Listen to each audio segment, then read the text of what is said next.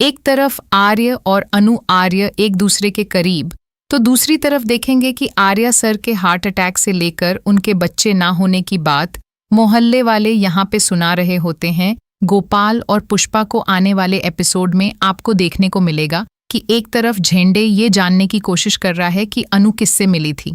वो आदमी कौन था उस कार में, और थेंट्री यहाँ पे अनु से सारी बात जानने की कोशिश करता है। उसे शक होता है कि वो आदमी हो ना हो वो आदमी जलंधर था और इन सब के पीछे किसी का हाथ है तो जलंधर ही है। जलंधर ही यहाँ पे कुछ करने की कोशिश कर रहा है और यहाँ आर्य और अनु को अलग करने की पूरी कोशिश कर रहा है। दूसरी तरफ देखेंगे पूरी फैमिली यहाँ पे चली जाती है अपने अपने घर, और वहीं पे देखेंगे मीरा अब तक बैठी हुई होती है और जाने का नाम नहीं ले रही होती है। मीरा यहाँ पे आर्या के लिए कुछ ज़्यादा ही पॉजिटिव होकर दिखा रही होती है और अनु भी यहाँ पे मीरा को सपोर्ट करती हुई दिखाई देगी। फिर अनु यहाँ पे मीरा से कहती है कि मीरा मैम आप जाइए, मैं यहाँ पे आर्या सर का ख्याल रखूंगी ना, और ज़बरदस्ती मीरा को फिर वहाँ से भेज देती है। उसके बाद देखेंगे अनु यहाँ पे आर्या का ख्याल रखती हुई दिखाई देगी। आर्या सर जब वहाँ पे अपने बेड में बैठे होते हैं तो अनु आती है, उनकी केयर कर रही होती है, उनको स्पॉन्ज बाथ दे रही होती है और वहाँ पे आर्या सर के कपड़े भी चेंज करती हुई दिखाई देगी। यहाँ पे वो आर्या की बच्चों की तरह केयर करती हुई दिखाई देगी, जहाँ आर्या बार बार अनु की तरफ देख रहे होते हैं कि अनु उसका कितना ज़्यादा ख्याल रखती है, जिसको देखकर आर्या को बहुत खुशी होती है कि उसे इतनी अच्छी लड़की मिली जो उसे इतना ज़्यादा प्यार करती है,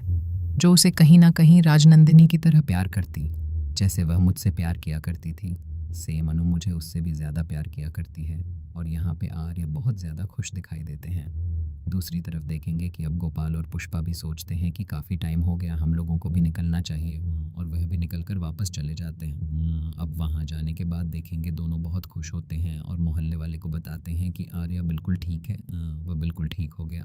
लेकिन यहाँ पे जो रघुपति है वह तो चुप रहने वाला है नहीं, सारे मोहल्ले के सामने नाटक करना शुरू कर देता है और कहता है कि इस आर्या को ना बुढ़ों वाली बीमारी होने लगेंगे, देखो अभी से उसे हार्ट अटैक आ गया, सोचो शादी के बाद क्या होगा, शादी से पहले हार्ट अटैक आ रहे हैं, पता नहीं क्या क्या उसे बीमारी हो रही है, और सोचो उसकी कितनी उम्र हो गई, तुम अपनी बेटी की शादी इतने बुढ़े से करा रही हो, अब बताओ उस शादी के बाद क्या होगा तुम्हारी बेटी का, तुम्हारी बेटी का फ्यूचर का कभी तुमने सोचा है?